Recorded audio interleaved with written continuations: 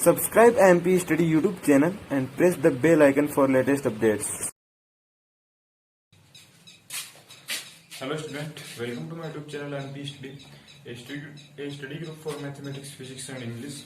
So जो अपना पिछला लेक्चर था वो 2D पे था और 2D पे अपने जो स्ट्रेट लाइन में पहला लेक्चर कवर किया था, ये अपना स्ट्रेट लाइन पे दूसरा लेक्चर है। तो स्ट्रेट लाइन में अपन ने पढ़ लिया था कि जो स्ट्रेट लाइन होती है उसकी जो स्लोप होती है जिसको बोलते हैं ढाल,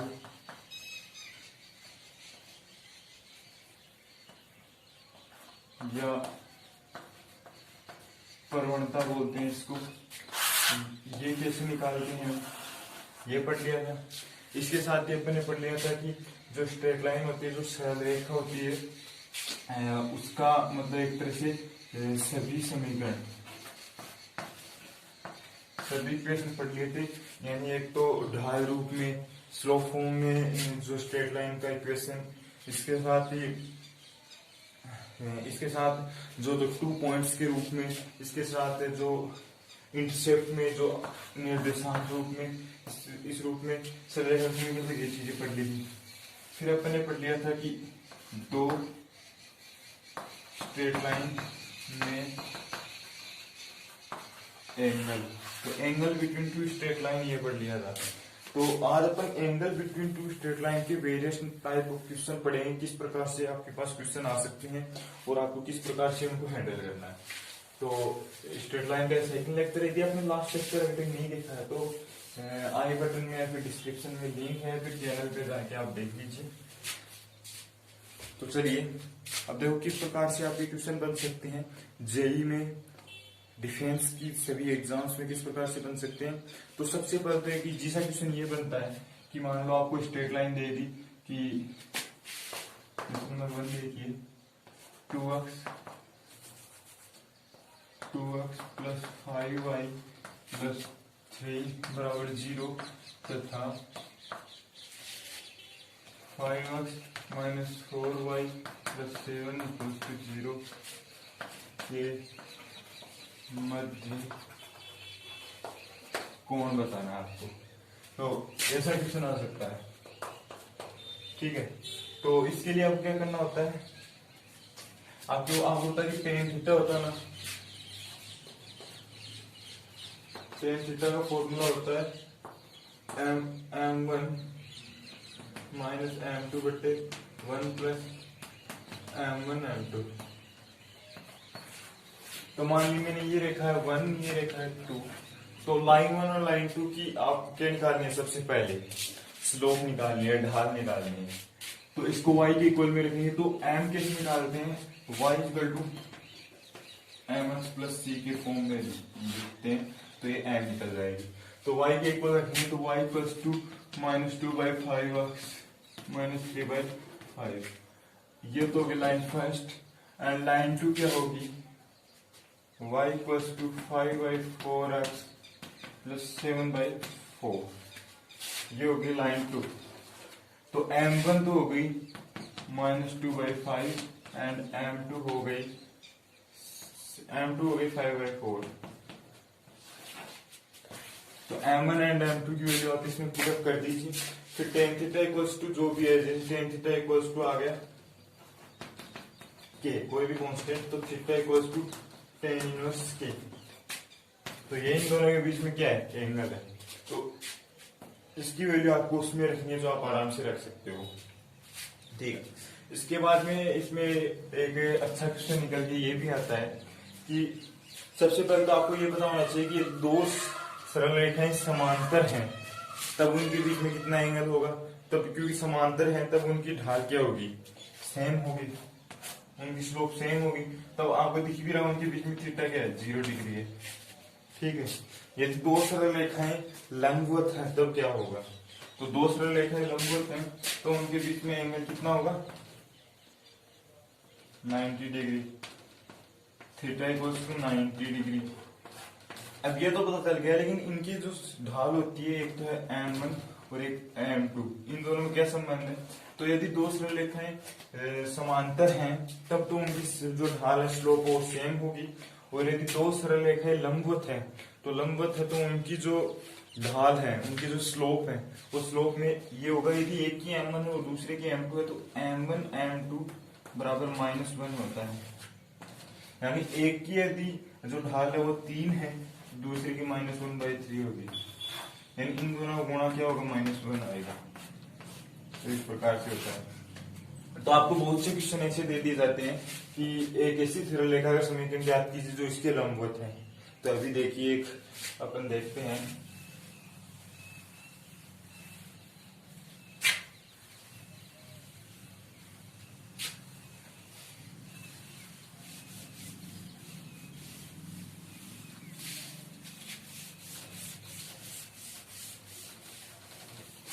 हाँ, अभी मैंने कहा कि जैसा क्वेश्चन, जैसे क्वेश्चन नंबर आपको दे दिया जाए, क्वेश्चन ऐसा कि स्ट्रेट लाइन 2x + 4y + 3 = 0 तथा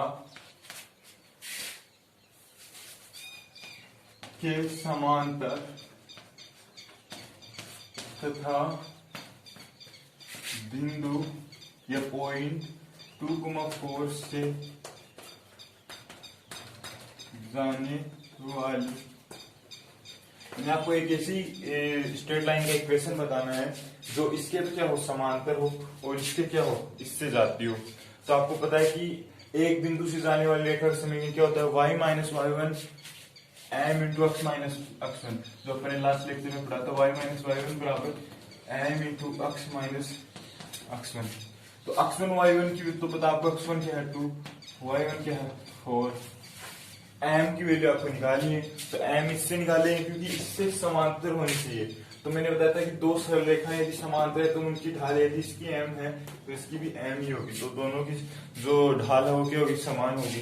तो y की इक्वल करेंगे तो 1/2 आएगा, -1/2 आएगा। तो m = 2 -1/2 और x1 y1 की वैल्यू ये है, आपके पास इक्वेशन आ जाएगा। ठीक है। एक ऐसा क्वेश्चन आप देखते हैं, यहाँ पे समांतर की जगह लंबवत आ जाए, तब लंबवत आ जाए तब यहाँ पे इसकी ढाल तो है -1/2। तो जो अपन जो रेखा निकालेंगे यानी इसके लंबवत इस लाइन की ढाल है वो था -1/2। और यदि यहाँ पे क्वेश्चन में ये दे दिया जाए लंबवत, यानी समांतर का मतलब तो पैरेलल, और जो लंबवत होता है उसका मतलब होता है परपेंडिकुलर। तो परपेंडिकुलर पूछ ले कि इस लाइन के परपेंडिकुलर तथा बिंदु इससे जाने वाले रेखा का समीकरण बताना आपको। तो इसके परपेंडिकुलर यानी इसकी ढाल है, उसके क्या होगा, उसके परपेंडिकुलर वाले ढाल। तो m क्या है, m1 हो गया -1/2 और m2 निकालना है आपको। तो पता आपको m1 m2 बराबर -1, क्योंकि दोनों क्या होगी, लंबवत होगी।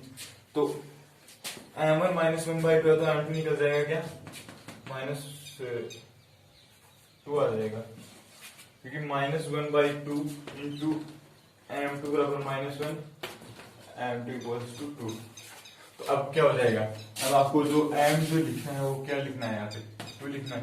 तो इसमें x1 y1 की वैल्यू रख दीजिए, m की वैल्यू रख दीजिए, x और y में एक समीकरण आ जाएगा जो क्या होगा, सरल रेखा का समीकरण होगा। तो ये तो हो गया परपेंडिकुलर और पैरेलल के क्वेश्चन। ठीक है, अब अपन आगे पढ़ेंगे कुछ अलग टाइप के क्वेश्चन। तो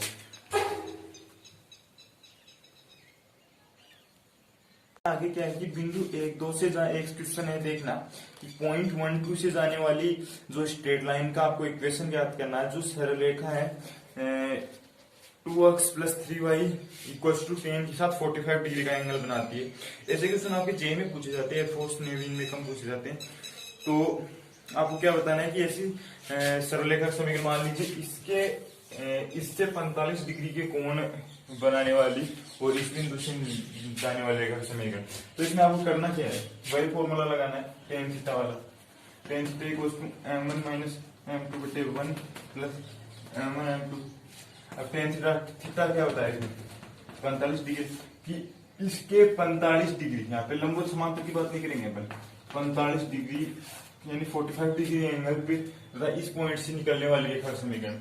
तो tan 45 क्या हो गया, 1 हो गया। m1 क्या, m1 उसका है -1/2, -m2 हमें ज्ञात करना है 1 - m2/2।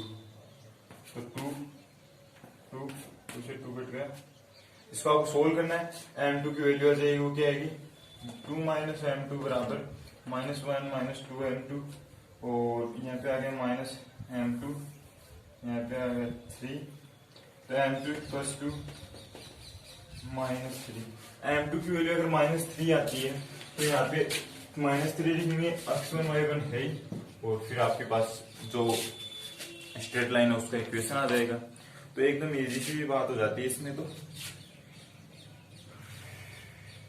अब आपको एक ये इजी सा जो क्वेश्चन है वो ये भी पूछ लिया जाता है, वो इस पे बेस्ड नहीं है, जो अपन को पहले ही कर लेना चाहिए था। ये है कि 2 पॉइंट दे देगा आपको और कह देगा इसके मिड पॉइंट ज्ञात करना आपको। तो यदि ये है x1 y1 और ये है x2 y2, तो इसका जो मिड पॉइंट होगा वो क्या होगा x1 प्लस x2 बटे 2, y1 प्लस y2 बटा 2। और अनुपातों में भी आ सकता है, जो आपने छोटी क्लासों में पढ़ रखा है, तो मेरे ख्याल से वो बताने की आपको जरूरत नहीं है। ठीक है, अब आता है कि इंपॉर्टेंट टॉपिक आता है, सबसे अच्छा टॉपिक आता है। इस पे भी क्वेश्चन बहुत ही पूछे जाते हैं और आपको हम बताएंगे किस प्रकार से करना आपको। तो वो टॉपिक है फुट ऑफ परपेंडिकुलर।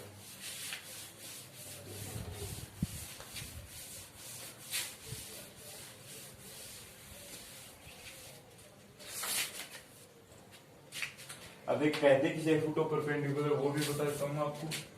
इसमें अपन पढ़ेंगे foot of perpendicular plus image, कि एक तो लाइन होगी आपके पास और उस लाइन के किसी भी तरफ हो सकता है, एक क्या होगा पॉइंट होगा, तो लाइन और पॉइंट होगा, और फिर जो पॉइंट है उसका उस लाइन पे एक होता है फुट ऑफ परपेंडिकुलर, एक होता है इमेज, जो मिरर इमेज बोलते हैं, दर्पण प्रतिबिंब होता है वो। तो कैसे होगा इसको समझिए आप। ये आपके पास कोई भी लाइन है ax plus by plus c बराबर 0, और ये कोई पॉइंट है x1 y1 या फिर x0 y0, ये यानी x o y o object. फिर इसका जो फुट ऑफ परपेंडिकुलर होगा वो इस लाइन की एकदम, जो लाइन है इसके परपेंडिकुलर, वो लाइन का ये 90 डिग्री है, और ये होगा, ये होता है foot of perpendicular, foot of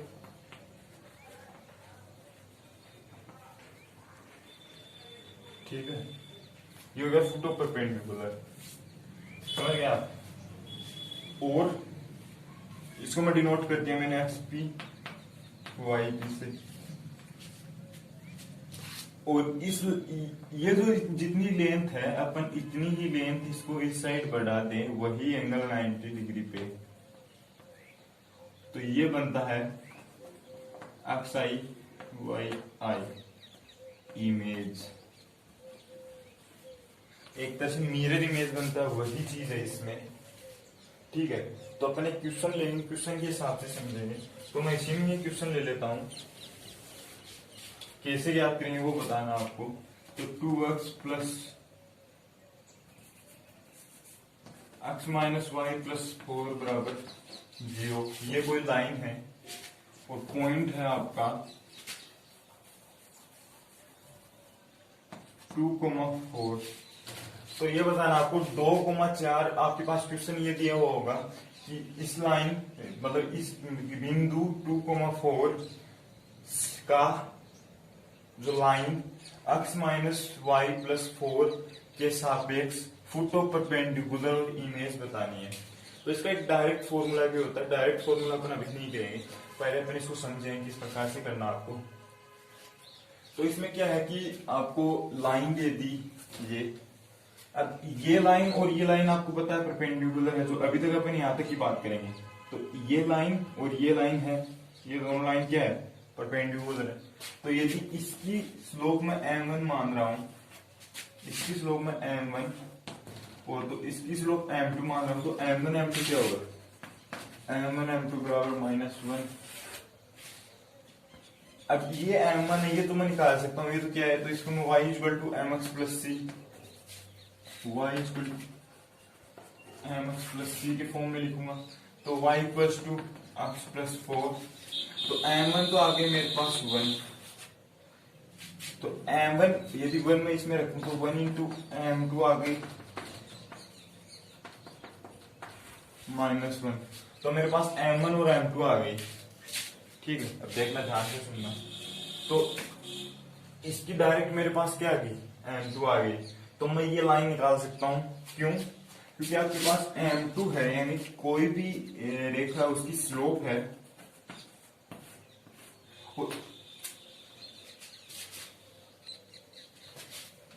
और एक पॉइंट है, स्लोप प्लस पॉइंट है, तो ढाल और वो बिंदु है, तो आप उसकी क्या निकाल सकते हो, समीकरण निकाल सकते हो। तो स्लोप और पॉइंट दे दिया, फिर आप इसकी समीकरण कैसे निकालोगे वो मैंने बताया था, y माइनस y1 अभी अपने किया था, बराबर m into x minus x1। अब y माइनस y1 क्या है, y माइनस 4 बराबर -1 x माइनस 2, तो x प्लस y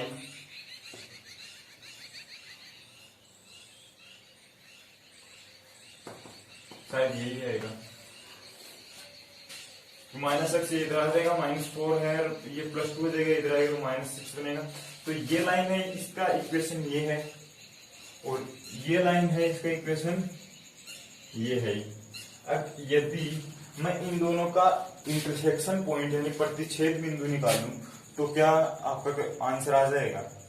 तो फुट ऑफ परपेंडिकुलर यानी ये दोनों प्रतिच्छेद किस बिंदु पे कर रही है, इसी बिंदु पे कर रही है, तो मेरे को प्रतिच्छेद बिंदु भी तो निकालना है। तो प्रतिच्छेद बिंदु के लिए आपको क्या करना होगा, आपको ऊपर नीचे लिख देना है। तो ये लाइन होगी लाइन 2, और x माइनस वाई बराबर +4 बराबर 0, तो शायद प्रतिच्छेद बिंदु आपको निकालना आता होगा। यदि मैं इन दोनों को जोड़ूं तो ये इससे ये कट जाएगा, 2x बराबर 2, तो x बराबर 1, और x बराबर 1 मैं किसी भी समीकरण में इसमें रखूं तो y बराबर 4,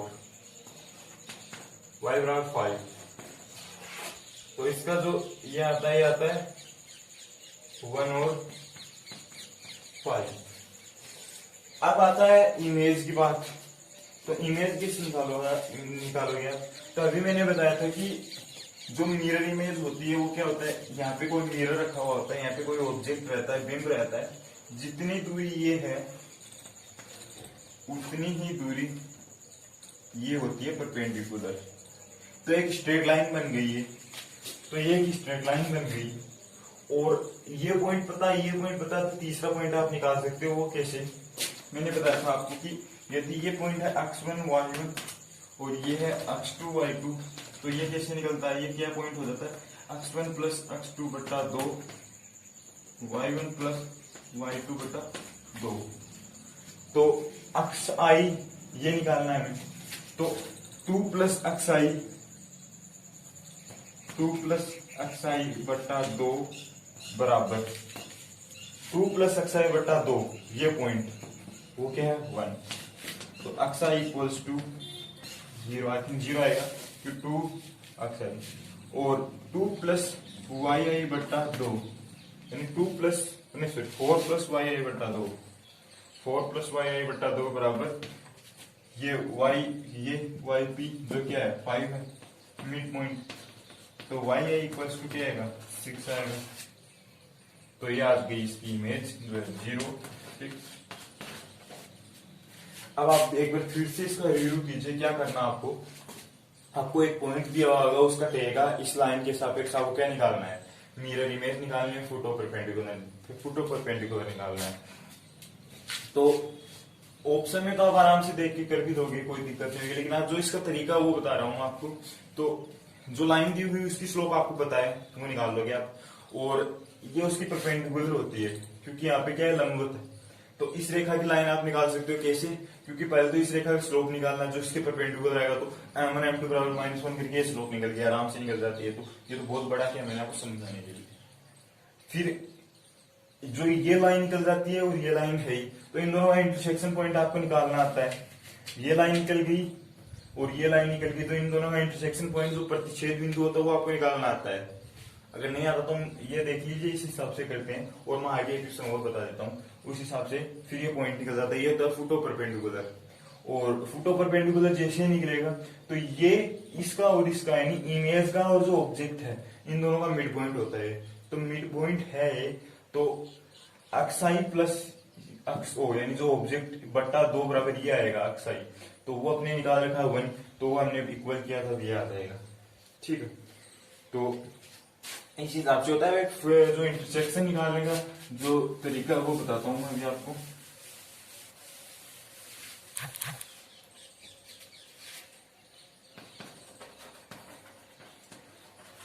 इंटरसेक्शन ऑफ टू लाइन्स, यदि आपके पास 2x plus 4y minus 2 minus 1 बराबर 0, एक लाइन ये है और एक लाइन है 5x plus minus 2y plus 3 इक्वल्स टू 0, मान लीजिए दूसरी लाइन ये है।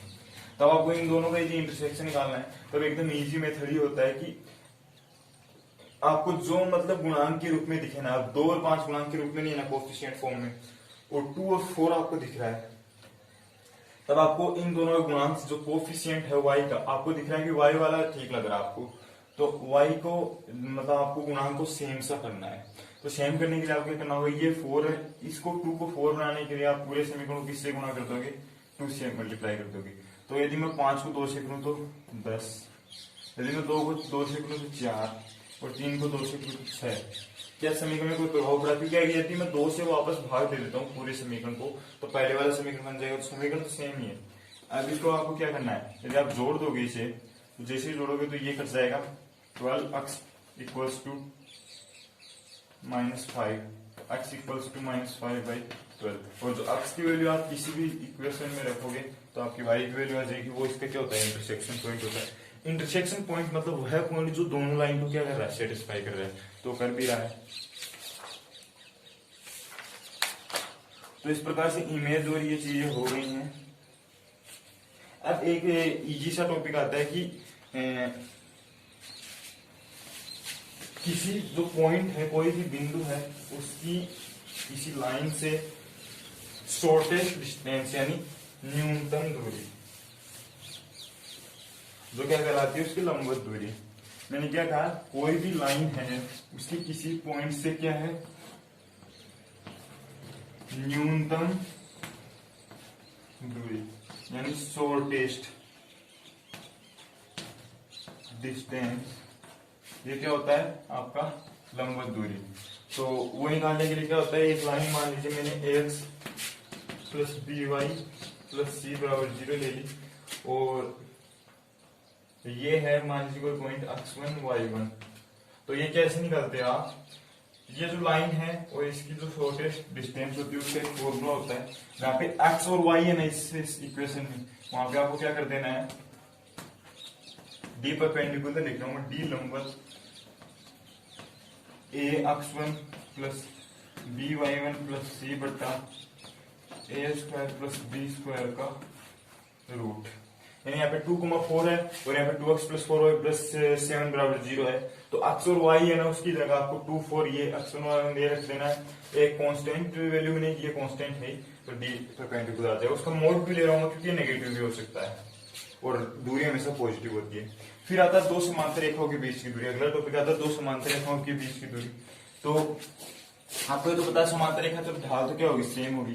तो ax1 plus by1 sorry ax plus by plus c1 बराबर 0, ax plus by plus c2 बराबर 0। दो रेखा ये होनी है। अभी ये क्यों ले रहा हूं मैं, क्योंकि इन दोनों के आप देख लीजिए ढाल सेम होगी, माइनस ए बाई बी और माइनस ए बाई बी दोनों ही सेम है। तो अब इन दोनों के बीच में आपको शॉर्टेस्ट डिस्टेंस बतानी है, तो डी परपेंडिकुलर ही होगी, दोनों की लंबवत होगी इस प्रकार से। तो डी शॉर्टेस्ट क्या होगी, वो होगी c1 माइनस c2 बट्टा root over a² plus b²। ठीक है, ये हो जाती है c1 माइनस c2। हाँ, मोड ले लिया आपने। तो इस प्रकार से आपका जो इसमें क्वेश्चन आते हैं ना जो डिफेंस में उनका हो जाता है। अब एक पैरामेट्रिक बचता है, तो आप यदि आपको पैरामेट्रिक यानी प्राचलिक जो पढ़ना है तब तो आप मेरे को कमेंट कर दीजिएगा, मैं वो पढ़ा दूंगा। लेकिन वैसे डिफेंस में तो आता नहीं है, स्पेशली हम डिफेंस की ही बातें कर रहे हैं। तो आपका ये टॉपिक होगा क्लियर। अब अपन नेक्स्ट लेक्चर में पढ़ेंगे पैराबोला। तो पैराबोला में अपन ये क्या पढ़ेंगे, पैराबोला स्टार्टिंग से पढ़ेंगे और उसमें कोई दिक्कत नहीं आएगी। ये अपना 2 से 3 लेक्चर में पैराबोला भी अपन कवर कर देंगे पूरी चीजें। तो आज के लिए बस इतना ही। और यदि वीडियो अच्छा लगा तो लाइक कीजिए, शेयर कीजिए, और कोई भी अगर आप डाउट लगता तो कमेंट कीजिए। फिर डिस्क्रिप्शन में हमारा व्हाट्सएप ग्रुप की लिंक है, आप उस पर ज्वाइन हो जाइए। जो भी आपको दिक्कत आती है, डाउट आते हैं, वो आप हमें बेझिझक पूछ सकते हैं, हम आपको जल्दी से जल्दी प्रोवाइड करने की कोशिश करेंगे। Thank you for watching, take care.